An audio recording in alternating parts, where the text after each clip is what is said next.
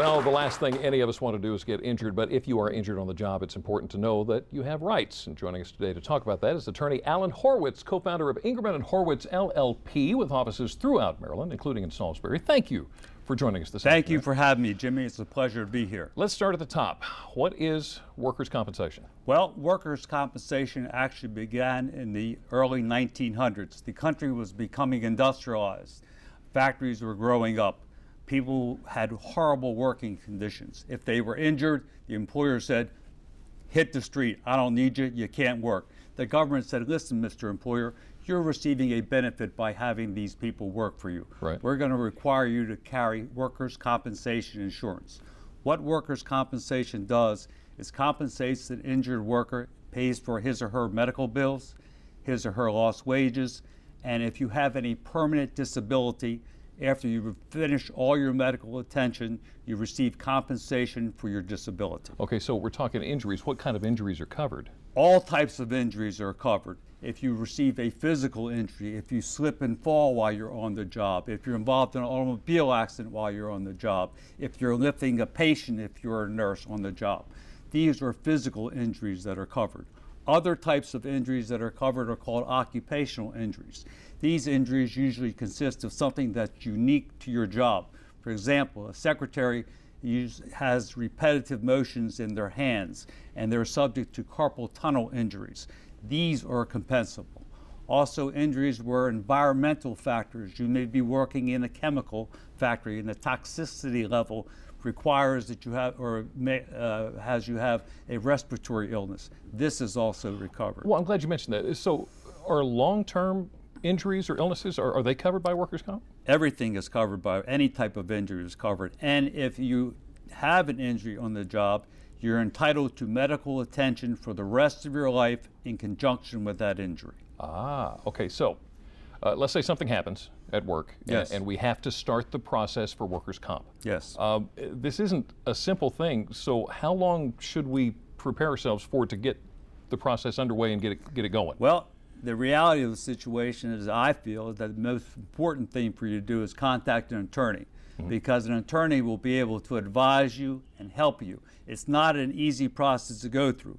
You must remember that on the other side are going to be highly skilled attorneys who work for the insurance company, and their job is to minimize what you recover as a worker. Your attorney, his job is to maximize your recovery. Let me make an analogy here and Sure. see if it fits. Sure. In other words, if I have a major problem with my car, I don't need to try to fix it myself. I need to get somebody that knows what they're doing. Yeah, that's right. Same thing as if you had a medical issue, you need a doctor. And same thing when you have a legal issue, you need a lawyer. A lawyer. So do I have to be at work?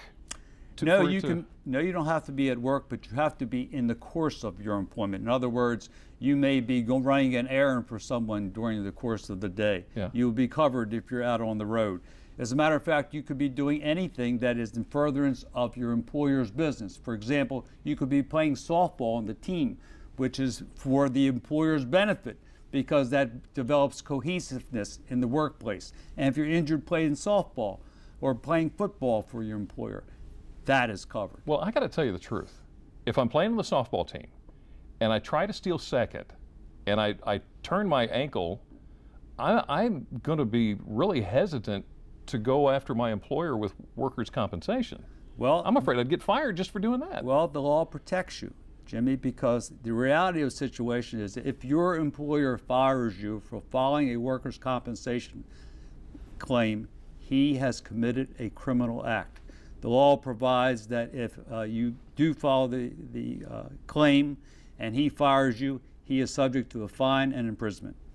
Wow. So I am protected. Yes, sir, you are protected.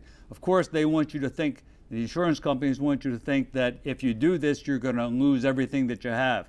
The reason they want you to think this way, because if you think this way, you don't make a claim. You don't make a claim, they and their shareholders make more money. It's real simple economics. So if something like this starts and I have a workers' comp, aren't they going to be contacting me and telling me you need to do this and you need to do that? Do I need to talk for myself? No, that's why you have a lawyer. That's the purpose of having a lawyer. A lawyer is going to be able to represent you, to speak with the insurance company for you, to explain the rules to you of workers' compensation, and to direct you in the proper direction. And you'll take care of the business. And we'll take care of everything. Alan Horwitz, thank you so much My for coming pleasure, in today. sir. Thank Appreciate you. the information. That's good stuff there. Now, if you would like more information on Ingerman and Horwitz LLP, including contact information, it's very easy to get. You can go to delmarvalife.com and just click on the show tab. Well, up next on Delmarva Life, a warm spring-like day calls for a springtime salad, and then students from UMES Hotel and Restaurant Management Program are here whooping one together. Delmarva Life at its best here on Delmarva.